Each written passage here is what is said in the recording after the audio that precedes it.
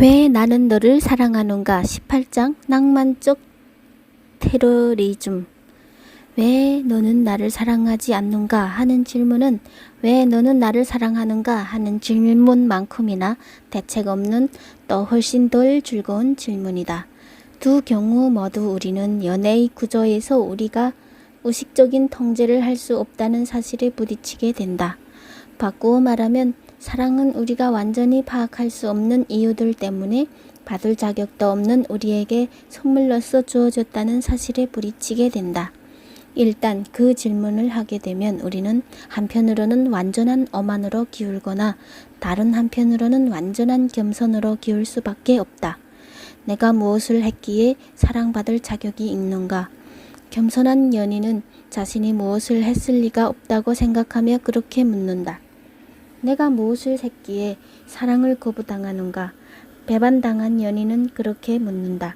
그러면서 오만하게도 절대 자신의 몫이 아닌 선물의 소유권을 주장한다. 사랑을 베풀 위치에 있는 사람은 이 두 가지 질문에 대하여 오직 한 가지밖에 대답할 수가 없다. 내가 너이기 때문에. 이 대답을 듣게 되면 질문을 했던 사람은 자만과 우울 사이에서 위험하게 예측할 수밖에 없이 흔들릴 것이다. 사랑은 첫눈에 태어날 수 있다. 그러나 그에 상응하는 빠른 속도로 죽지는 않는다. 클로이는 나를 떠나는 것, 심지어 우리 관계에 대한 의심을 입 밖에 내어 이야기하는 것도 너무 성급하다고 그랬다가는 더 나을 것도 없는 삶을 택하게 될지도 모른다고 걱정했던 것이 틀림없다. 따라서 느린 헤어짐의 과정이 나타났다. 감정의 속조 장식들이 사랑하는 사람의 몸체로부터 느릿느릿 멀어져가는 과정이었다. 한때 귀중하게 여겼던 대상에게 책임감만 남은 것에 대한 죄책감, 유리잔 바닥에 남은 당밀, 액체같이 완전히 사라지는 데에는 시간이 필요했다. 어떤 결정도 내리기 어려울 때에는 아무런 결정도 내리지 않는다. 클로이는 얼버무렸다. 나도 합세했다. 그 상황에서 나에게 어떤 결정이 유쾌했을까? 우리는 계속 만났고 계속 함께 잤고 크리스마스에는 파리에 가기로 계획을 세웠다. 그러나 클로이는 묘하게 그 가정에 거리를 두었다. 마치 다른 사람을 위한 계획을 짜고 있는 것 같은 태도였다. 어쩌면 비행기 표를 사느냐 마느냐는 문제보다는 어떤 비행기 표를 사느냐 하는 문제가 더 다루기 쉬웠기 때문에 여행을 가는 것인지도 몰랐다. 그녀가 결정을 내리지 못하는 것은 아무것도 안 하고 있으면 다른 사람이 그녀 대신 결정을 해줄지도 모른다는 희망. 행동은 하지 않고 자신의 우유부단과 좌절을 보여주기만 하면 내가 결국 그녀에게 필요한 그러나 너무 겁이 나서 본인은 하지 못하는 행동을 해줄지도 모른다는 희망의 표현이었다. 우리는 낭만적 테러리즘의 단계에 접어들었다. 무슨 문제 있어? 아니 왜 무슨 문제가 있어야 돼? 꼭 무슨 이야기를 하려는 사람 같았거든. 무슨 이야기? 우리 이야기, 내 이야기겠지. 클로이가 쏘아붙였다. 아니 우리 이야기. 그래 뭐 우리가 잘 모르겠어 나도. 9월 중순쯤부터 느껴오던 거야. 우리는 말이 잘 안 통하고 있어. 우리 사이에 벽이 있는데 너는 벽이 있다는 것을 인정하지 않는 것 같아. 벽이 어디 있는데? 내 말이 그 말이야. 너는 이것 말고도 어떤 일이 있었다는 것조차 인정하지 않으려고 해. 이건 뭔데? 일단 한쪽이 관심을 잃기 시작하면 다른 한쪽에서 그 가정을 막기 위하여 할 수 있는 일은 거의 없는 것 같다. 구애와 마찬가지로 떠나는 일도 감옥이라는 담요 밑에서 고통을 겪는다. 의사소통 체계 자체가 붕괴되었다는 사실은 논의하기조차 힘들다. 그것은 양쪽 모두 그것을 복원하고 싶을 때에만 가능한 일이기 때문이다. 이렇게 되면 연인은 절망적인 상황에 빠진다. 정직한 대화는 짜증만 일으키고 그것을 소생시키려다가 사랑만 질식시킬 뿐이다. 연인은 어떤 대가를 치르더라도 짝에게 다시 구애를 하려고 필사적으로 노력하게 되고 그 결과 낭만적 테러리즘에 의존하게 된다. 이것은 대책 없는 상황의 신물이다. 사랑하는 사람에게 사랑에 대한 응답을 강요하려고 여러 가지 꾀, 삐지기, 질투, 죄책감, 자극을 부리기도 하고 그 앞에서 폭발하는 모습을 보이기도 한다. 울음을 터뜨리거나 분노를 터뜨리는 등 테러리스트가 된 연인은 현실적으로 자신이 사랑이 보답받을 길이 없다는 것을 안다. 그러나 연애에서나 정치에서나 어떤 일이 쓸모없다고 해서 반드시 그 일을 안 하게 되는 것은 아니다. 꼭 누가 들어주지 않는다고 해도 말하는 것 자체가 중요하기 때문에 하는 말도 있는 법이다. 정치적 대화를 통해서 불만을 해소하지 못하면 피해를 입은 쪽은 필사적으로 테러 행동에 의존하게 된다. 상대에게서 평화적인 수단으로 유혹해내지 못했던 양보를 힘으로써 이끌어내려는 것이다. 정치적 테러리즘은 막다른 걸목에 이른 상황에서 태어난다. 자신의 행동이 바라는 목표를 달성하지 못할 것, 이런 것이 오히려 상대를 더 멀어지게 하기 쉽다는 것을 알면서도 의식적이든 무의식적이든 그 행동이 필요하다고 느낄 때 나오는 것이다. 테러리즘의 부정적 측면은 아이의 분노와 공통점이 많다. 좀 더 강력한 적을 만나 자신의 무능을 알게 될 때 드러내는 분노.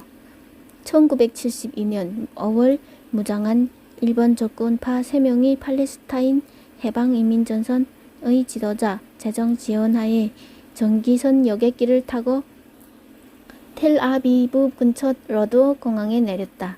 그들은 비행기에서 내려 다른 승객들과 함께 터미널 건물로 갔다가 터미널 안으로 들어가자 손에 든 가방에서 기관총과 수류탄을 꺼내 들었다. 그들은 군중을 향해서 무차별 사격을 했다. 그 결과 24명이 죽고 7명이 부상을 당했으며 그들 자신도 보안 요인들의 총에 맞아 사망했다. 이런 학살이 팔레스타인 자치라는 대의와 무슨 관계가 있을까? 이 살인은 평화 정착 과정을 촉진시키지 못했다. 팔레스타인의 대의에 대한 이스라엘의 여론만 경직시켰을 뿐이다. 이 테러리스트들에게 마지막 아이러니는 피해자들 다수가 이스라엘 사람들이 아니라 예루살렘으로 순례 여행을 왔던 푸에르토리코의 기독교인들이었다는 점이다. 그러나 이 행동은 다른 곳에서 대화가 아무런 성과도 거두지 못하는 상황에서 필연적으로 발생하는 좌절감의 분출이라는 면에서 정당성을 찾았다. 우리 둘 다 파리에서 주말만을 보낼 여유가 없었다. 그래서 금요일에 히드로를 떠나는 마지막 비행기를 타고 가서 일요일 밤 늦게 돌아오기로 계획을 세웠다. 우리는 1주년을 기념하기 위해서 프랑스에 가려는 것이었지만 마치 장례식 같은 분위기였다. 비행기가 파리에 상륙했을 때 텅 빈 터미널은 음침했다. 눈이 내리고 있었다. 북극에 강한 바람이 불었다. 택시가 부족했기 때문에 우리는 여권검사대에서 만난 여자와 동승했다. 회의 때문에 런던에서 파리까지 출장 온 변호사였다. 여자는 매력적이었지만 나는 이러니 저러니 신경 쓸 기분이 아니었다. 그럼에도 나는 도시로 들어가는 길에 그 여자와 시시덕거렸다. 클로이와 대화에 끼어들려고 해도 배타적으로 그 여자에게만 하는 말로 클로이의 말을 막아버렸다. 그러나 질투심을 끌어내는 데에 성공하려면 중요한 사항이 빠지면 안 된다. 목표로 삼는 사람이 신경을 써야 하는 것이다. 따라서 테러의 한 방편으로 질투심을 자극하는 것은 늘 도박이다. 클로이의 질투심을 자극할 때 내가 할 수 있는 일의 한계는 어디일까? 클로이가 반응을 보이지 않으면 어떻게 할까? 텔레비전에 나와서 테러리스트의 위협에 전혀 개의치 않는다고 선언하는 정치가처럼 해볼 테면 해보라는 식으로 질투심을 감추는 것인지 정말로 관심이 없는 것인지 잘 알 수가 없었다. 그러나 한 가지만은 분명했다. 클로이는 나에게 질투하는 반응을 보여 내가 기쁨을 느끼는 것을 허락하지 않았으며 마침내 르이 자코브의 한 작은 호텔방에 들어갔을 때는 오랜만에 유쾌해 보이기까지 했다는 것이다. 어쩌면 결국은 내가 자신을 잊게 될 것이라는 생각에 고무되었던 것인지도 모른다. 테러리스트들은 자신들의 행동이 상대를 협상으로 나오게 할 만큼 무시무시한 것이라는 가정에 도박을 건다. 어떤 부유한 이탈리아 사업가가 늦은 오후에 사무실에서 한 테러리스트 집단으로부터 전화를 받았다. 그들은 사업가의 막내딸을 납치했다면서 몸값으로 엄청난 돈을 요구했고 만일 그 돈을 내놓지 않으면 딸을 죽이겠다고 협박했다. 그러나 이 사업가는 아무렇지도 않게 만일 그들이 딸을 죽여주면 자신에게 큰 은혜를 베푸는 것이라고 대꾸했다. 사업가는 자신에게 자식이 10 있는데 하나같이 실망스럽고 성가시기만 할 뿐이라고, 자신은 침실에서 마누라와 잠시 즐겼을 뿐인데 그 불행한 결과를 감당하느라 많은 돈을 쓰고 있다고 설명했다. 사업가는 냉정한 태도로 돈을 줄 수 없으며 딸을 죽이건 말건 그것은 그쪽에서 하라고 말했다. 테러리스트들은 그 말을 믿고 몇 시간이 안 되어 딸을 풀어주었다. 다음날 아침 잠을 깼을 때도 눈이 내리고 있었다. 그러나 날이 너무 따뜻해서 쌓이지는 않았다. 인도는 진창으로 바뀌어 낮에 깔린 잿빛 하늘 아래 갈색을 드러냈다. 우리는 아침을 먹고 어르세 미술관에 갔다가 오후에는 영화관에 가기로 계획을 세웠다. 내가 막 호텔 방문을 닫았을 때 클로이가 무뚝뚝하게 물었다. 열쇠는 가지고 있지? 아니, 조금 전에 내가 가지고 있다고 했잖아. 내가? 아니야, 안 그랬어. 나한테는 열쇠가 없어. 그럼 내가 열쇠를 안에 두고 문을 잠가버린 거잖아. 열쇠를 안에 두고 문을 잠근 게 아니야. 내가 열쇠를 가지고 있다고 생각하고 문을 닫은 거야. 내가 열쇠를 두었던 것에 열쇠가 없었으니까. 정말 멍청한 짓이네. 나도 열쇠가 없어. 그러니까 우리는 밖에 갇혀버렸네. 정말 고마워. 무슨 소리야. 제발 좀 그만해. 열쇠는 자기가 잃어버려 놓고서. 나는 열쇠하고는 아무런 관계가 없어. 순간 클로이는 엘리베이터 쪽으로 몸을 돌렸고 소설적인 타이밍으로 그녀의 외투 허주머니에서 호텔이 밤색 양탄자 위로 열쇠가 떨어졌다. 어머, 미안해. 내가 쭉 가지고 있었구나. 그럼 잘됐네 뭐. 그러나 나는 쉽게 용서해 줄 수는 없다고 마음 먹고 쏘아붙였다. 됐어. 그리고 입을 꾹 다물고 계단으로 향했다. 클로이가 내 뒤에 대고 소리쳤다. 기다려. 멍청한 짓 하지마. 어딜 가는 거야. 미안하다고 했잖아. 테러리스트적인 삐짐이 구체적으로 성공을 거두려면 아무리 사소하다고 하더라도 삐치게 만든 쪽에 어떤 잘못된 행동이 있어야 한다. 다만 가해진 모욕과 유발된 삐침 사이에 균형이 맞지 않는다는 것이 특징이라고 할 수 있다. 원래 화를 내게 만든 일에 비해서 벌이 지나치게 세다는 것이다. 게다가 정상적인 통로를 통해서는 화가 잘 풀리지도 않는다. 나는 오랫동안 클로이에게 삐칠 기회를 노려왔다. 그러나 분명한 잘못도 없는데 삐치는 것은 부작용을 낳는다. 상대가 삐친 것을 모를 수도 있고 그렇다면 죄책감을 느끼지 않을 수도 있기 때문이다.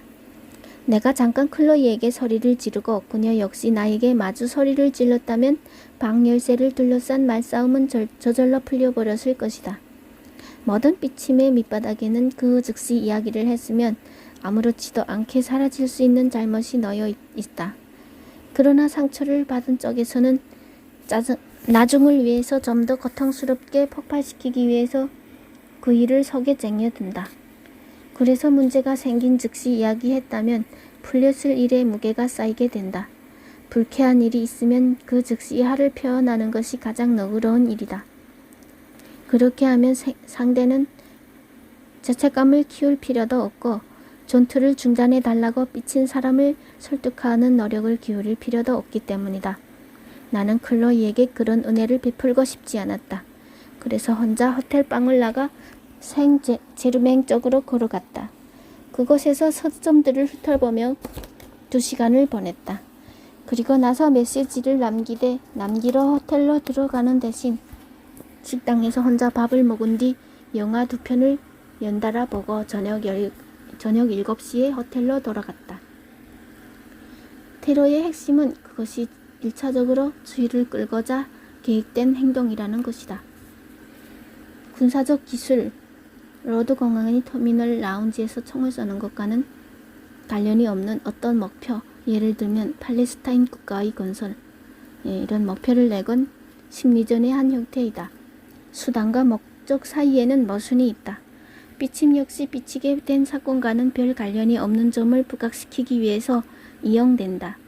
내가 열쇠를 잃어버렸다고 비난하는 것 때문에 너에게 화가 났다는 것은 나는 내가 이제 나를 사랑하지 않는 것에 화가 났다는 더 폭넓은 그러나 말로 할 수 없는 메시지를 상징한다.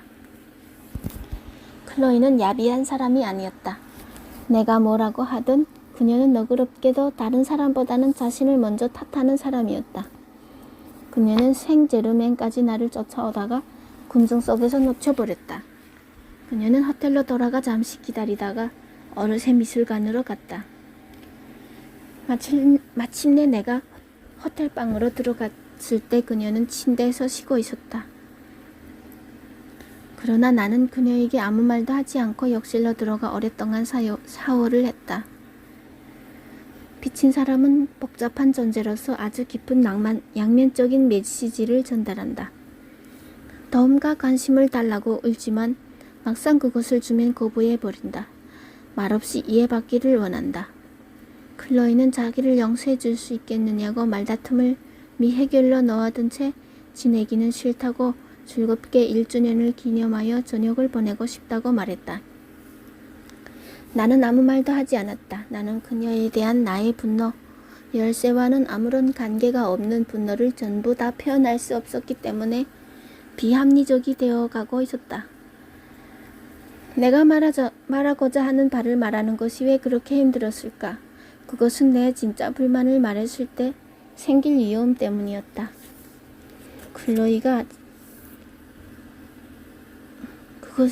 클로이가 이제 나를 사랑하지 않는다는 것, 내 상처는 표현하기가 무척 힘든 것이었다. 열쇠하고는 관계없는 것이었다.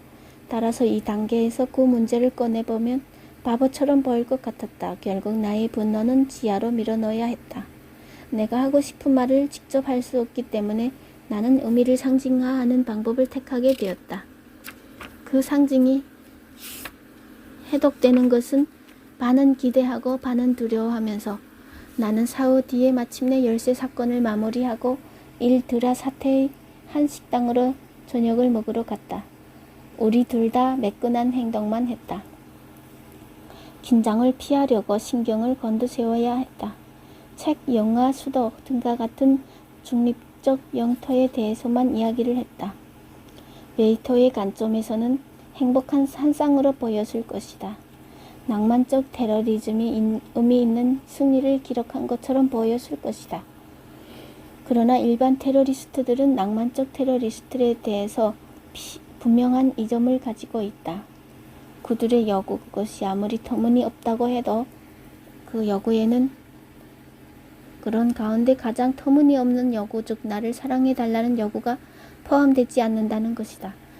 나는 우리가 그날 저녁 파리에서 즐기는 행복은 착각이라는 것을 알았다. 클로이가 보여주는 사랑은 자발적인 것이 아니기 때문이었다. 그것은 애정을 느끼지 못하게 되었다는 사실에 죄책감을 느끼면서도 그녀의 상대만이 아니라 그녀 자신을 설득하기 위해서 우리는 보여줘야겠다고 생각하는 여자의 사랑이었다. 따라서 그날 저녁 나는 행복하지 않았다. 삐침은 성공을 거두었으나 그 성공은 공허했다. 일반 테러리스트들은 건물이나 초등학생들을 폭탄으로 날려보내 이따금씩 정부의 양보를 강요할 수 있지만 낭만적 테러리스트들은 접근 방법이 근본적으로 일관되지 않기 때문에 실망할 수밖에 없는 운명이다. 낭만적 테러리스트들은 말한다. 나는 너를 사랑해야 한다. 너한테 삐치거나 질투심을 일으켜서 나를 사랑하도록 만들겠다. 그러나 여기에서 역설이 생긴다. 만일 상대가 사랑으로 보답한다면 그 즉시 그 사랑이 더럽혀진 것으로 생각할 것이기 때문이다. 낭만적 테러리스트는 이렇게 불평할 것이다.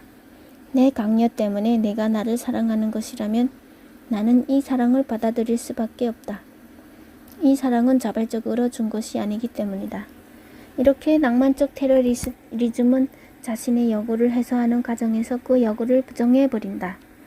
테러리스트는 결국 불편한 현실, 사랑의 죽음을 막을 수 없다는 현실과 마주하게 된다.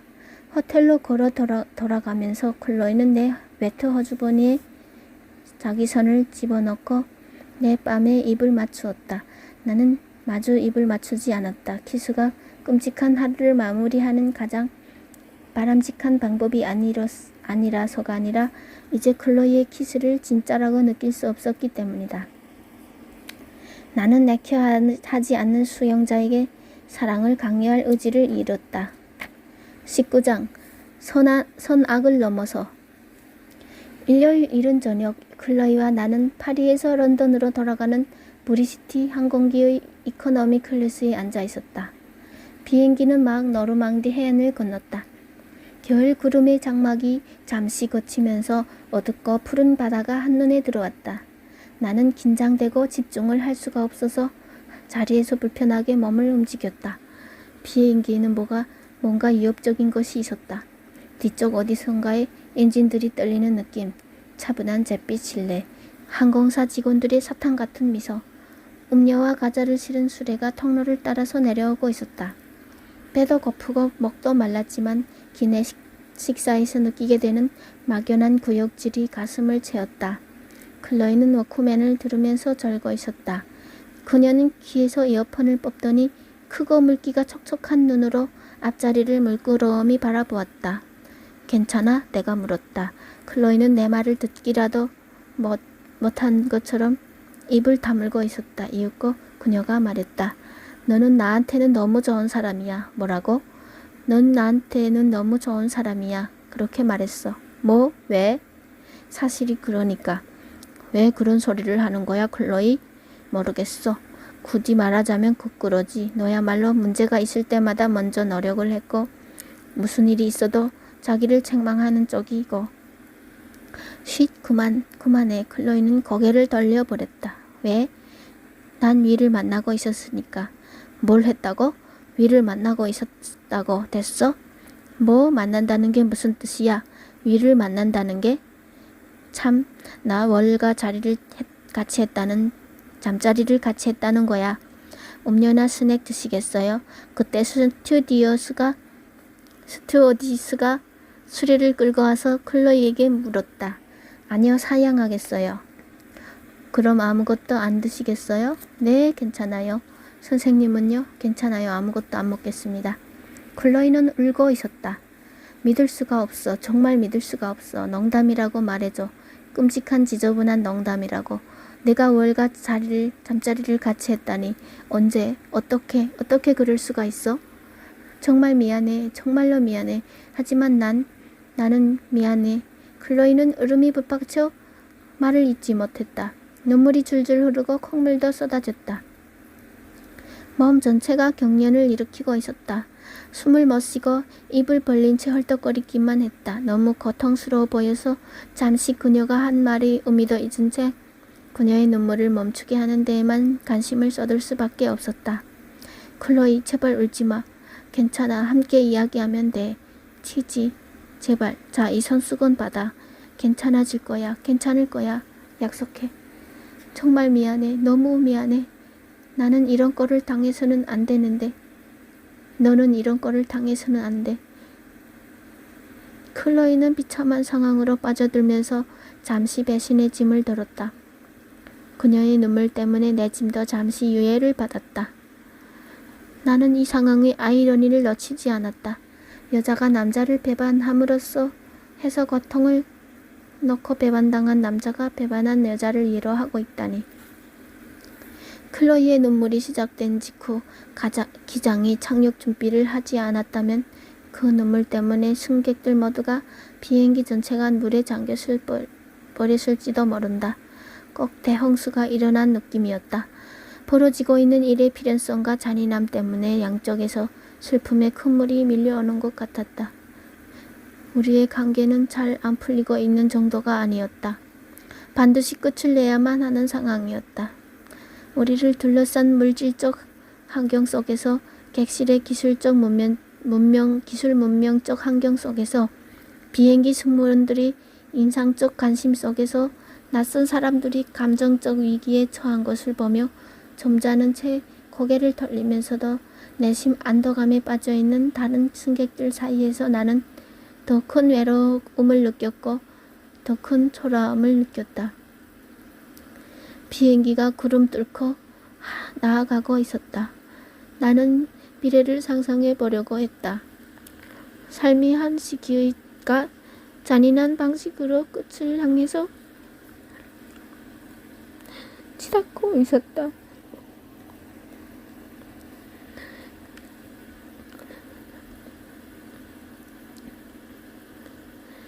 그러나 나에게는 그것을 대체할 것이 없었다. 무시무시한 부재밖에 없었다.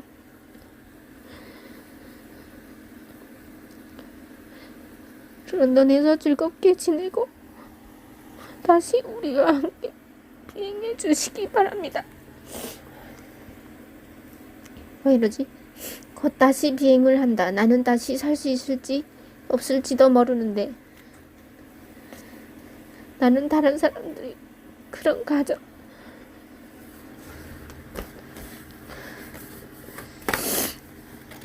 거정된 삶의 안전성과 곧 다시 비행기를 탈 계획이 부러웠다. 이제부터 삶이 무슨 의미일까? 우리가 비록 계속 손을 잡고 있기는 하지만 나는 클로이와 내가 우리 몸이 서로에게 점점 낯설어지는 것을 지켜보게 될 것임을 알았다. 둘 사이에 벽이 세워지고 헤어짐은 제도화되겠지. 몇 달 몇 년이 지난 뒤에야 한번 만나게 되겠지. 가볍고 즐거운 표정으로 가면을 쓰고 정장 차림으로 레스토랑에서 샐러드를 주문하겠지. 우리가 오직 지금만 드러낼 수 있는 것, 순전한 인간적 드라마, 벌거벗은 모습, 우전 상태, 이렇게 어떻게 해볼 수 없는 상실은 입 밖에 내지도 못할 거야. 마치 가심을 찢는 듯한 연극을 보고 나왔지만 안에서 느낀 감정들에 대해서는 전혀 이야기를 못하고 술이나 한잔하러 술집으로 가는 관객들. 그 이상이 있다는 것을 알면서도 거기에 대해서는 말을 못하는 관객들 같겠지.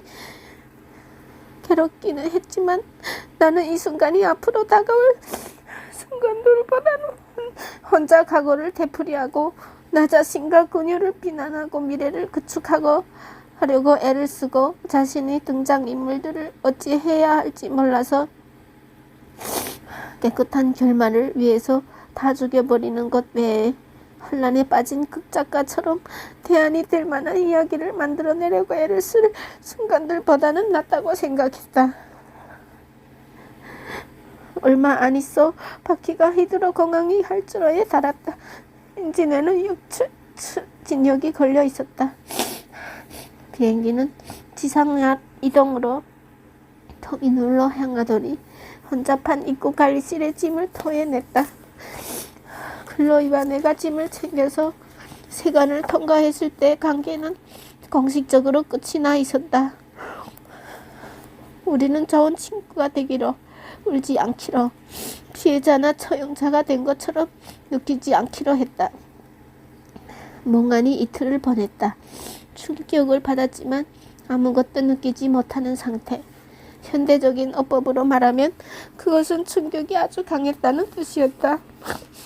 그러다가 어느 날 아침 나는 클로이가 인편으로 전해준 편지를 받았다. 크림색을 띤 하얀 종이 2장에 눈에 익은 검은 글씨가 깨알처럼 박혀 있었다. 내 혼란을 너에게 드러낸 것이 미안해.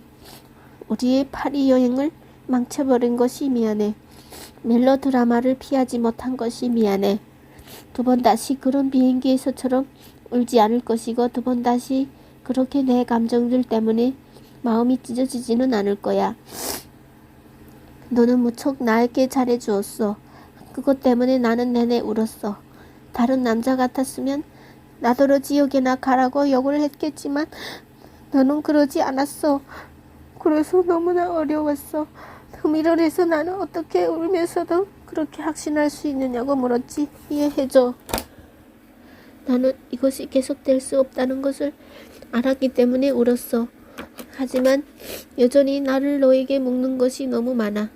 너는 사랑을 받을 자격이 있지만 나는 그것을 너에게 줄 수 없게 되어버렸어. 내가 너에게 사랑을 주지 못하는 상태를 계속 이어갈 수 없다는 것을 깨달았어.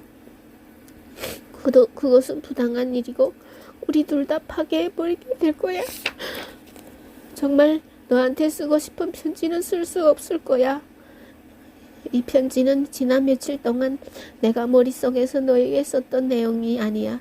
너에게 그림을 그려주고 싶지만 나는 펜 놀리는 솜씨가 별로잖아. 내가 원하는 것을 말할 수 없을 것 같아. 내가 빈 부분을 채워주기를 바랄 뿐이야. 내가 보고 싶을 거야. 우리가 함께 나눈 것들은 누구도 빼앗을 수 없어.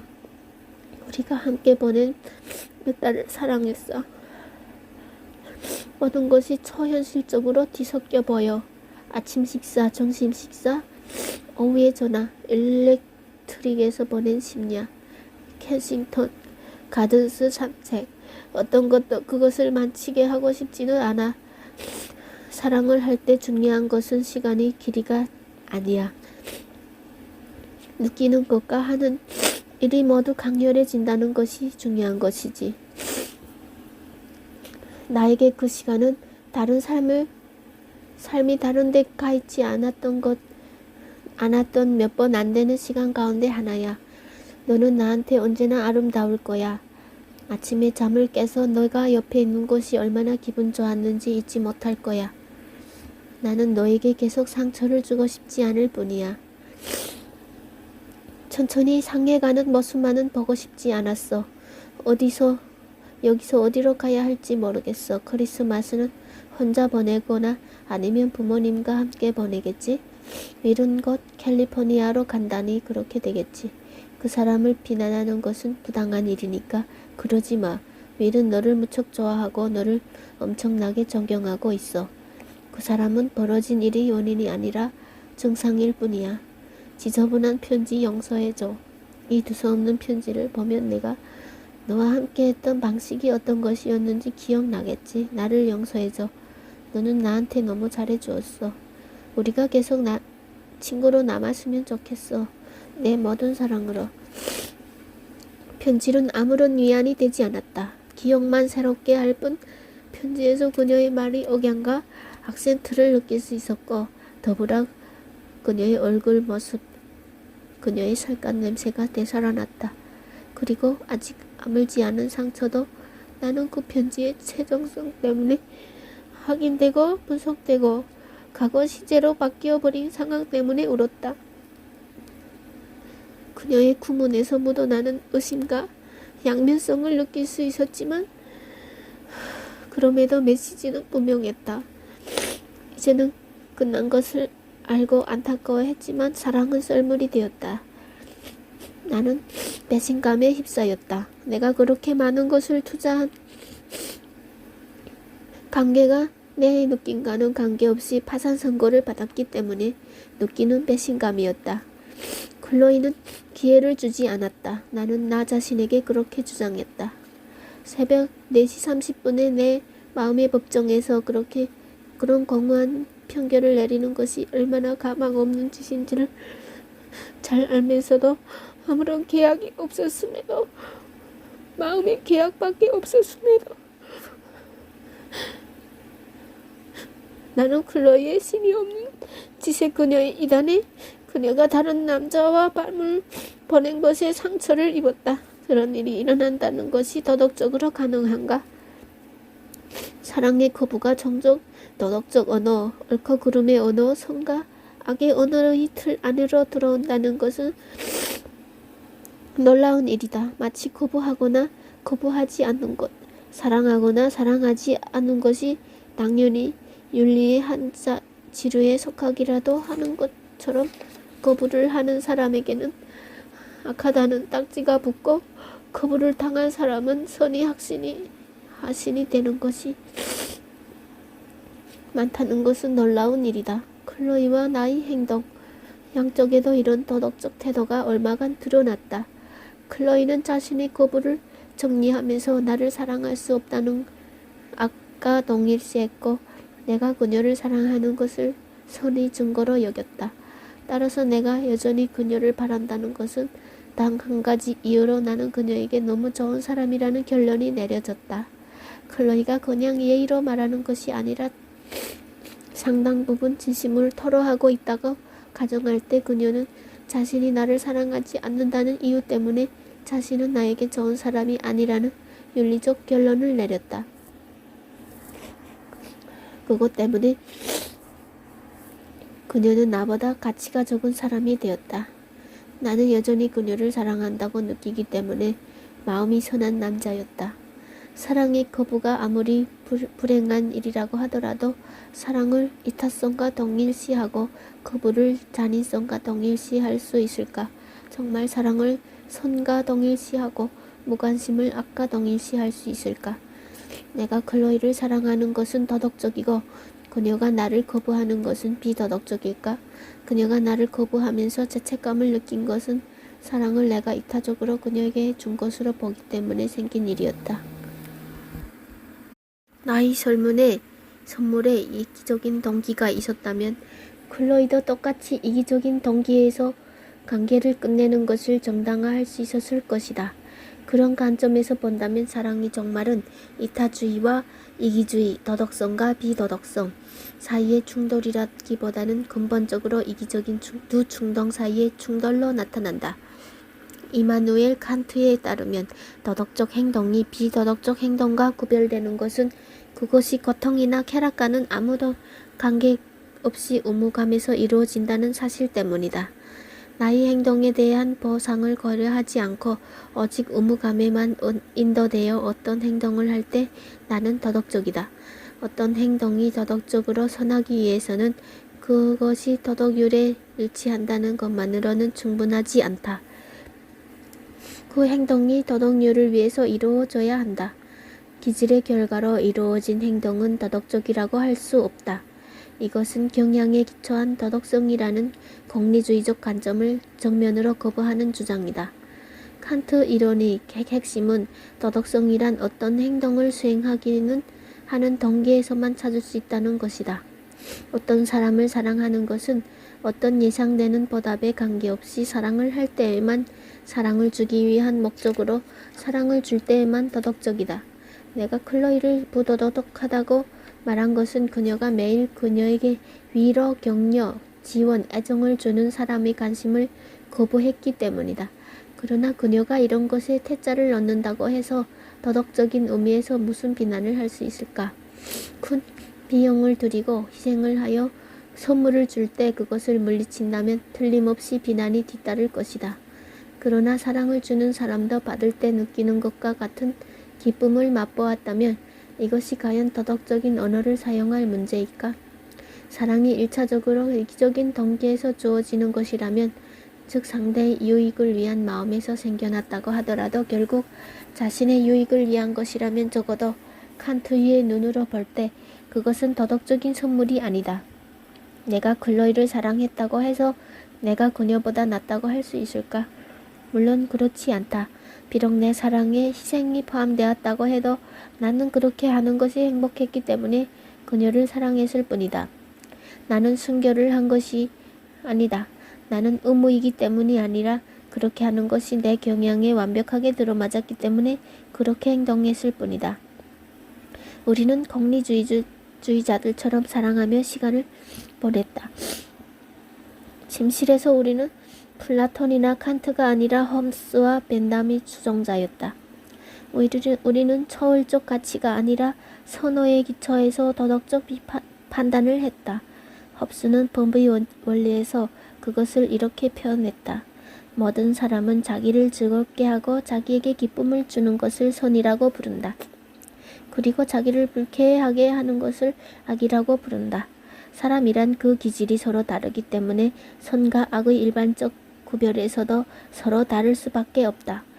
아가톤 히플러 즉 그냥 좋다는 것은 있을 수 없다. 나는 클로이가 나를 불쾌하게 했기 때문에 클로이를 악이라고 불렀다. 그녀가 악한 존재로 타고났기 때문이 아니라 나의 가치 시스템은 절대적 기준에 따라서 클로이의 범법을 설명한 것이기보다는 어떤 상황을 정당화하는 것이었다. 나는 고전적인 도덕주의자의 잘못을 범한 셈인데 니체는 이 점을 간결하게 요약했다. 무엇보다도 사람들은 동기와 관계없이 오로지 구유용하거나 해로운 결과 때문에 개별적 행동들을 선하거나 악하다고 부른다. 그러나 사람들은 이렇게 부르게 된 계기를 잊어버리고 선과 악이 결과에 관계없이 행동 자체에 내재된 특질이라고 믿게 된다. 나는 나에게 쾌락을 주느냐 고통을 주느냐에 따라서 클로이에게 어떤 도덕적 딱지를 붙일 것이냐를 결정했다. 나는 세계와 그녀가 이 세계 속에서 가지는 의무를 나의 이해관계에 따라서 판단하는 자기중심적인 도학자였다. 나는 도덕률은 나의 욕망의 승화된 형태일 뿐이었다. 나는 독선적인 절망이 절정에 이르렀을 때 이렇게 물었다. 사랑받는 것이 내 권리이고 나를 사랑하는 것이 클로이의 의무가 아닐까. 클로이의 사랑은 없어서는 안 되는 것이었다. 침대에 들어갔을 때 내 곁에 그녀가 있다는 것은 자유나 삶의 권리와 마찬가지로 중요했다. 정부가 그 두 가지를 나에게 보장해 준다면 왜 사랑의 권리는 보장해 주지 않는가? 정부는 삶에 대한 권리와 언론의 자유를 그렇게 강조하지만 나는 그 삶에 의미를 부여해 주는 사람이 없다면 두 가지 모두에 아무런 관심이 없는데 사랑이 없다면 내 이야기를 들어줄 사람이 없다면 산다는 것이 무슨 소용인가? 자유라는 것이 버림받을 자유를 의미한다면 자유란 대체 무엇일까? 그러나 권리의 언어를 어떻게 사랑에까지 연장시킬 수 있으며 사람들에게 어떻게 의무감에 따른 사랑을 강요할 수 있을까? 이 역시 낭만적 테러리즘, 낭만적 파시즘이 아닐까? 도덕성에도 경계가 있음에 틀림없다. 그것은 고등법원이 다룰 문제이지 잘 먹고 좋은 집에 살고 책을 너무 많이 읽은 감상주의자가 가슴이 찢어질 듯한 이별 때문에 한밤중에 흘리는 짠 눈물로 다룰 문제가 아니다. 나는 공리주의자처럼 이기적으로 자발적으로 사랑을 했을 뿐이다. 만일 공리주의에서 어떤 행동이 최대 다수의 최대 행복을 만들어낼 때에만 옳은 것이라고 말한다면 내가 클로이를 사랑하는 데에서 생기는 고통과 그녀가 사랑을 받음으로 인해서 생기는 고통은 우리의 관계가 단지 도덕과는 관계없는 것일 뿐이다 아니라 부도덕해지기까지 했다는 가장 분명한 표시였다. 분노가 비난과 결합될 수 없었던 것은 불행한 일이다. 나는 나의 고통 때문에 범법자를 찾으려 했으나 클로이에게 책임을 물을 수는 없었다. 나는 인간들은 서로 성적 사유의 관계 즉 상대를 해치지 않는다는 의무관계에 있으며 당연한 이야기지만 원치 않는다면 억지로 서로 사랑하게 할 수는 없는 관계에 있다고 배웠다. 나는 원시적인 믿음 때문에 나의 분노가 다른 사람을 비난할 자격을 준다고 느꼈지만 결국 비난은 선택과 연결될 수밖에 없으며 선택이 없는 것에는 비난도 없음을 인정했다. 당나귀가 노래를 못한다고 당나귀에게 화를 낼 수 없는 노릇이다. 당나귀는 나면서부터 콧김을 뿜는 것 외에 다른 기회를 얻지 못했기 때문이다. 마찬가지로 어떤 사람이 사랑을 한다거나 사랑을 하지 않는다는 이유로 비난을 할 수는 없다. 그것은 그 사람의 선택 따라서 책임을 넘어선 일이기 때문이다. 물론 사랑에서 태자를 맞는 것은 원래부터 노래를 못하는 당나귀보다 견디기 힘들다. 나에게 태자를 넣는 사람이 한때는 사랑을 하던 모습을 보았기 때문이다. 다시 말해서 당나귀는 원래부터 노래를 부를 줄 모르기 때문에 당나귀가 노래를 하지 않는다는 비난을 삼가하는 것도 그만큼 쉽다는 뜻이다. 그러나 나에게 태자를 넣은 사람은 사랑을 한 적이 있다. 바로 얼마 전에. 그것 때문에 나는 더 이상 너를 사랑할 수 없어라는 주장의 현실성은 더욱더 소화하기가 힘들다. 사랑의 보답을 받을 수 없게 되자 사랑을 받고 싶다는 오만이 생겼다. 나는 내 욕망만 가지고 홀로 남았다. 무방비 상태에 아무런 권리도 없이 도덕률도 초월해서 충격적일 정도로 어설픈 요구만 손에 둔 모습으로 나를 사랑해다오. 무슨 이유 때문에 나에게는 흔히 써먹는 지지라고 빈약한 이유밖에 없었다. 내가 너를 사랑하니까. 20장 심리적 운명론. 무엇인가 비참한 일이 일어날 때면 우리는 왜 하필이면 내가 이런 끔찍하고 견딜 수 없는 벌을 받는 것인지 이해하려고 일상적인 인과론적 설명을 넘어서는 설명을 찾게 된다. 참담한 사건일수록 객관적으로 보면 가당치도 않은 의미를 가져다 붙이게 되고 심리적 운명론으로 빠져드는 경향도 강해진다. 나는 비통함 때문에 당황하고 진이 빠진 상태에서 의문부호들 때문에 숨이 막힐 지경이었다. 왜 나인가? 왜 이런 일이? 왜 지금? 나는 과거를 사사치 뒤져 이런 일의 유래, 저짐, 잘못된 행동 등 내가 상처를 설명할 수 있는 것은 무엇이든 찾아내려고 했다. 나는 일상의 낙관주의를 버릴 수밖에 없었다. 텔레비전과 신문도 접었다. 직장에는 휴가를 냈다. 나는 천년을 마무리하는 재앙의 마음을 빼앗겼다. 지진, 홍수, 저류독감 등의 위험들. 나는 만물의 무상함을 느꼈다. 문명이 한각 위에 세워진 것 같았다. 행복 속에서 현실에 대한 격렬한 부정을 보았다. 나는 회사로 출근하는 사람들의 얼굴을 빤히 들여다보며 왜 그들은 자신의 무의미함에 괴로워하지 않는지 우아해했다. 나는 고통의 역사를 구역질 나는 노스텔지어에 쌓여있는 대학살의 기록을 이해했다. 과학자와 정치가, 뉴스 진행자와 조유서 정어본이 오만하다고 느꼈다. 회계사와 전공론사들이 잘난 체 한다고 생각했다. 나는 나 자신을 위대한 추방자들과 연결시켰다. 나는 켈리벤 피어의 템페스트에 나오는 반은 짐승, 반은 인간과 디어니소스를 비롯해 거름이 가득한 진실을 직시한다는 이유로 비난을 받는 존재들이 주종자가 되었다. 간단히 말해서 나는 잠시 제정신이 아니었다. 하지만 나에게 선택의 여지가 있었을까? 클로이가 떠남으로써 모든 일에서 자신감이 흔들렸다. 나 자신의 운명을 통제하는 능력을 상실하고 어린애같이 삐치기 잘하는 악마가 나를 장악한 느낌이었다. 그 악마는 나에게 웃음을 짓게 하고 안심하라고 다독거린 뒤에 바위에 맸다 꽂았다. 나는 이야기 속의 한 등장인물이 되었고 그 이야기의 큰 구도를 바꾸는 것은 내 능력 범위 바깥의 일이었다. 나는 자유의 의지를 믿었던 오만을 회개했다. 나는 다시 운명을 생각하게 되었다. 다시 사랑의 거의 신적인 본질을 느끼게 되었다. 사랑이 오고 간 것 모두가 오는 것은 그지없이 아름답고 가는 것은 그지없이 끔찍했다. 큐피드의 아프로디테의 게임의 놀이개에 불과하다는 사실을 나에게 일깨워 주었다. 견딜 수 없는 벌을 받은 나의 죄가 무엇인지 찾아보았다. 그러나 내가 무슨 짓을 했는지 잘 몰랐기 때문에 무조건 잘못했다고 자백했다. 내 속을 사사치 뒤져 흉기를 찾아보았다.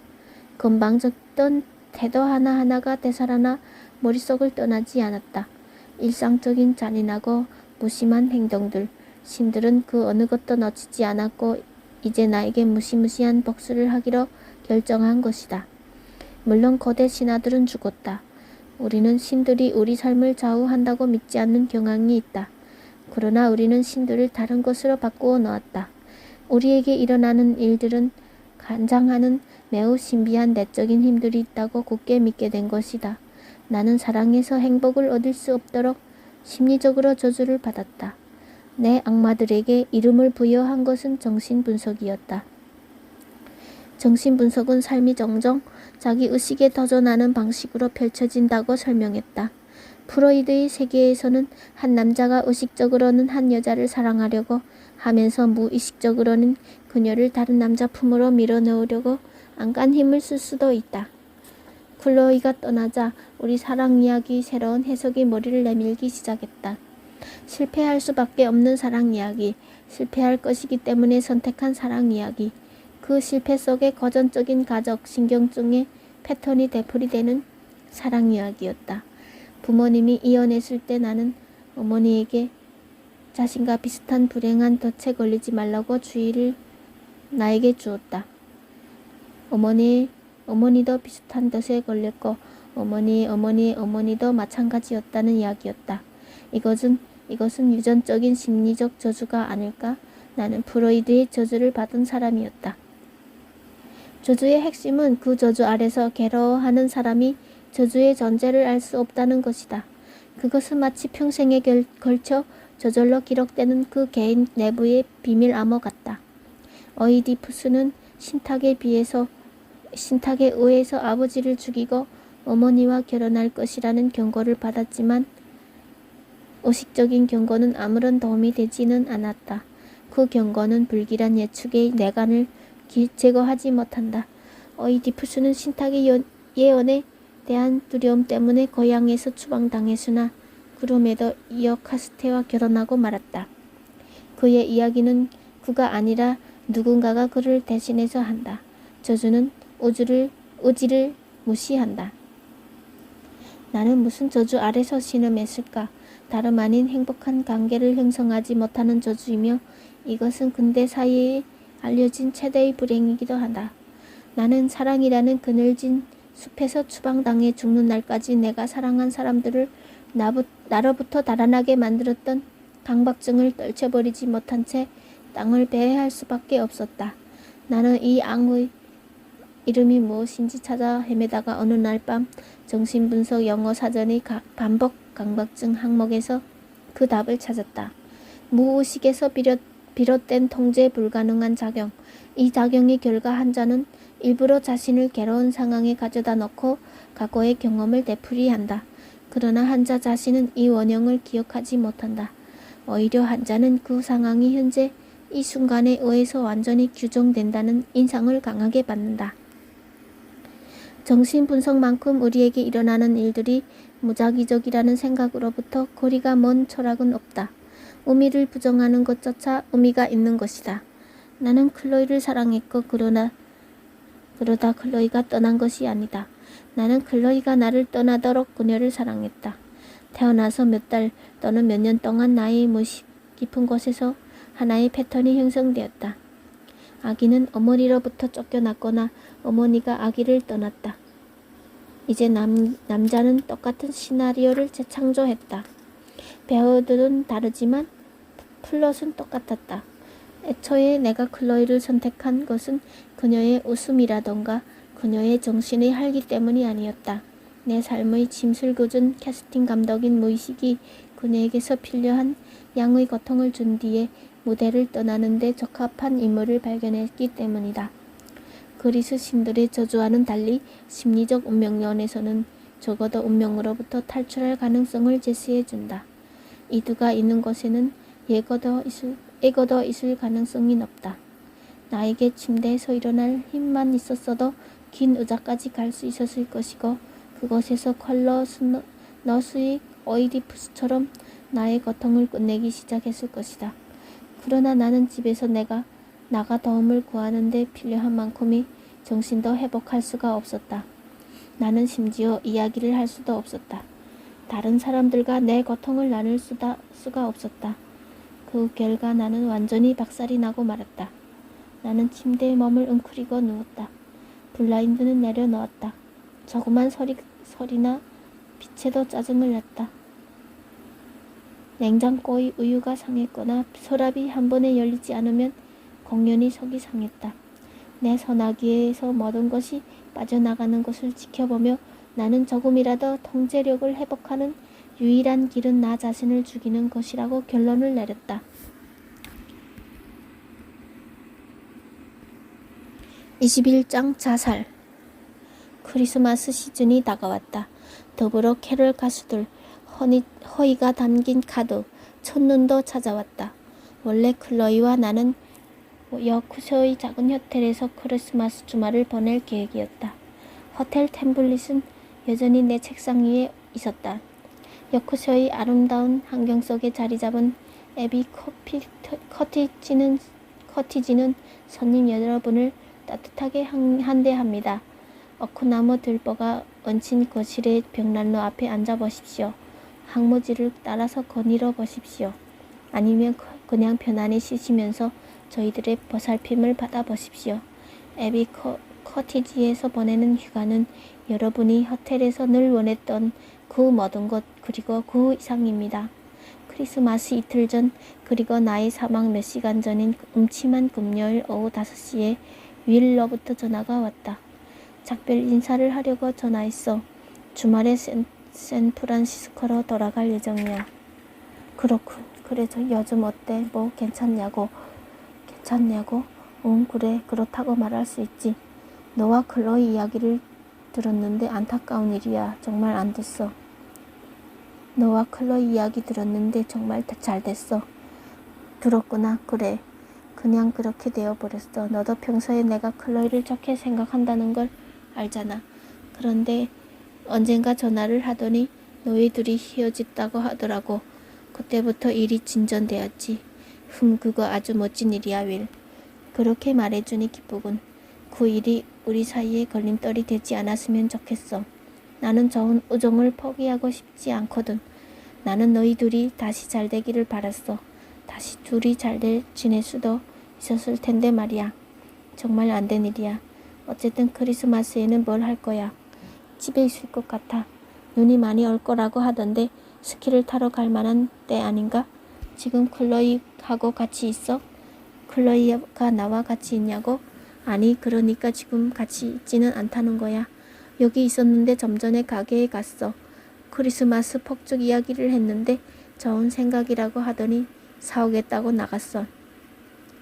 멋진 이야기로군. 클로이한테 안부 전해줘. 우리가 이야기했다는 걸 알면 클로이도 좋아할 거야. 클로이가 나와 함께 크리스마스를 보내러 캘리포니아에 간다는 걸 알지? 그래? 응, 그것을 보면 좋아할 거야. 산타바바라에서 우리 부모님들과 이틀 정도 보낸 뒤에 사막이나 며칠 갈까 해. 클로이는 사막을 좋아하지. 그래, 클로이도 그렇더군.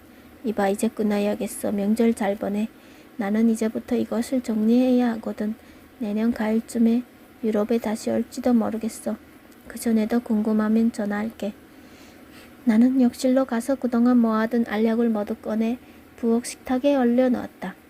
그 갖가지 알력에 기침약 몇 잔과 위스키, 이 정도면 이 제스처 게임을 완전히 끝내는데 충분할 것 같았다. 이것보다 사랑해서 버림받은 뒤에 자살하는 것보다 합리적인 반응이 어디 있겠는가. 클로이가 진정 내 삶의 모든 것이었다면 그녀 없이는 삶이 불가능하다는 것을 입증하기 위해서 삶을 끝내는 것이 정상적이지 않을까? 내가 존재의 의미라고 주장했던 사람이 산타바바리아의 산피탈의 집을 가진 캘리포니아 건축가를 위해서 크리스마스 폭죽을 사러 나가는 상황에서 매일 아침 잠을 깬다는 것은 부정직한 일이 아닐까? 클로이와 헤어진 것 때문에 친구와 지인들이 진부한 동정의 말을 수도 없이 해주었다. 차라리 잘된 건지도 몰라. 어차피 다 헤어지기 마련이야. 정열이 평생 갈 수는 없는 거잖아. 살고 사랑하고 그러는 거지 뭐. 시간이 모든 것을 해결해 줄 거야. 심지어 윌조차도 특별한 일이 아니라는 듯이 이야기했다. 지진이나 눈이 내리는 것처럼 자연이 우리를 시험하러 보낸 어떤 형상이기 때문에 그 불가피성에 도전한다는 것은 생각도 할 수 없는 것처럼 나의 죽음은 정상적인 것에 대한 폭력적 부정이 될 터였다. 나는 다른 사람들은 있지만 나는 있지 않는다는 것을 보여줄 터였다. 나는 시간의 부식으로 인해서 모난 부분이 다듬어지는 것을 피하고 싶었다. 나는 고통이 영원히 계속되기를 바랐다. 그래야 불타버린 신경의 말초를 통해서 클로이와 관련을 맺을 수 있었기 때문이다. 나는 오직 나의 죽음을 통해서만 내 사랑의 중요성과 불멸을 주장할 수 있었다. 비극의 실증을 내는 세상을 향하여 자기 파괴를 보여줄 때만 사랑은 치명적일 정도로 심각한 문제라는 것을 일깨울 수 있었다. 지금 시간은 7시. 아직 눈이 내리고 있다. 눈은 담요처럼 도시를 덮기 시작했다. 눈이 나의 수위가 될 것이다. 이 글을 읽는 사람들은 살아있을 것이지만 이 글을 쓴 사람은 이미 죽었을 것이다. 나는 유서를 쓰면서 그렇게 생각했다. 이것이 내가 너를 사랑한다고 말할 수 있는 유일한 방법이었다. 나는 성숙한 사람이기 때문에 이 일로 너를 탓하고 싶지 않다. 너도 내가 죄책감을 어떻게 생각하는지 알 것이다. 내가 캘리포니아에서 즐겁게 지내기를 바란다. 산이 무척 아름답겠지? 나도 네가 나를 사랑할 수 없다는 것은 안다. 그러나 내가 너희 사랑 없이는 살 수 없다는 것도 이해해다오. 유서는 많은 거처를 거쳤다. 많은 처거를 거쳤다. 내 옆에는 구겨진 종이가 가득 쌓여 있었다. 나는 잿빛 뒤집어 쓰고 부엌 식탁에 앉았다. 부들부들 떠는 냉장고만이 유일한 친구였다. 갑자기 나는 알약들이 든 통으로 손을 뻗어 통째로 삼켜버렸다. 나중에야 그것이 거품이 있는 비타민C 알약 수말이라는 사실을 알게 되었다. 나는 내 온기를 잃은 몸이 발견된 직후 경찰이 클로이를 방문할 것이라고 상상했다. 그녀의 얼굴에 나타난 충격의 표정을 상상할 수 있었다. 윌 너트는 더러워진 시트를 둘러쓰고 침실에서 나와 물을 것이다. 무슨 일 있어? 그러면 클로이는 대답할 것이다. 옥맙서사 있어. 그런 뒤에 눈물을 쏟기 시작할 것이다. 곧 이어 뼈저린 후회와 가책이 뒤따를 것이다. 클로이는 나를 이해하지 못한 것 때문에, 너무 잔인했던 것 때문에, 너무 근시안적인 것 때문에 자신을 책망할 것이다. 이제까지 그녀를 위해서 자신의 목숨을 바칠 만큼 헌신적인 남자가 있었던가? 인간은 감정을 제대로 표현하지 못하며 그 바람에 자살을 할 수 있는 유일한 동물이 되었다. 성난 개는 자살을 하지 않는다. 자신을 화나게 한 사람이나 물건을 물어뜯는다. 그러나 성난 인간은 침울하게 방 안에 틀어박혔다가 말없는 종이 한 장을 남기고 총으로 자신을 쏜다. 인간은 상징적이고 비유적인 피조물이다. 나는 내 분노를 전달할 수 없었기 때문에 나 자신의 죽음으로 그 분노를 상징하려고 했다. 나는 클로이에게 상처를 주느니 차라리 나 자신에게 상처를 주는 쪽을 택했다. 나 자신을 죽여 그녀가 나한테 한 일이 무엇인지 내 몸으로 보여주려고 했다. 입에서 거품이 일었다. 목구멍에서 오렌지 거품들이 태어나 공기와 접촉을 하면서 폭발했다. 탁자와 셔츠 칼라는 밝은 오렌지색 막으로 뒤덮였다. 나는 말없이 산의 화학작용을 지켜보다가 자살의 비일가성을 깨달았다. 나는 삶과 죽음 사이에서 선택을 하고 싶어한 것이다. 나는 단지 클로이에게 비유적으로 말해서 그녀 없이는 살 수 없다는 것을 보여주고 싶을 뿐이었다. 그러나 죽음이란 말 그대로 죽는 것이었기 때문에 나에게 상대가 그 비유를 읽어내는 것을 볼 기회를 주지 않는다는 것이 아이러니였다. 나는 죽음으로 인한 무능력 때문에 적어도 세속적인 틀에서는 산 사람이 죽은 사람을 바라보는 모습을 바라볼 기회를 박탈당하게 될 판이었다. 다른 사람들이 그것을 지켜보는 광경을 지켜볼 수도 없다면 그런 장면을 연출한다는 것이 무슨 소용이 있을까? 나는 내 죽음을 그려보면서 나 자신이 소멸을 바라보는 관객 역할을 맡은 것을 상상했다. 그러나 그것은 현실에서는 절대 일어날 수 없는 일이었다. 나는 죽었기 때문에 내 궁극적 소망을 실현할 수 없었다.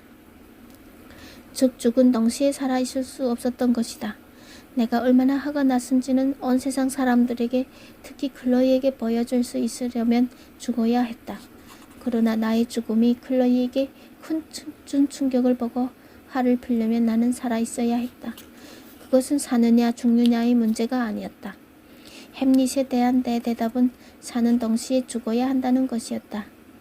어떤 식으로든 자살하는 사람들은 아마 이 등식의 두 번째 부분을 잊고 죽음을 삶의 연장, 자기 행동의 결과를 지켜볼 수 있는 일종의 내세로 보고 있을 것이다.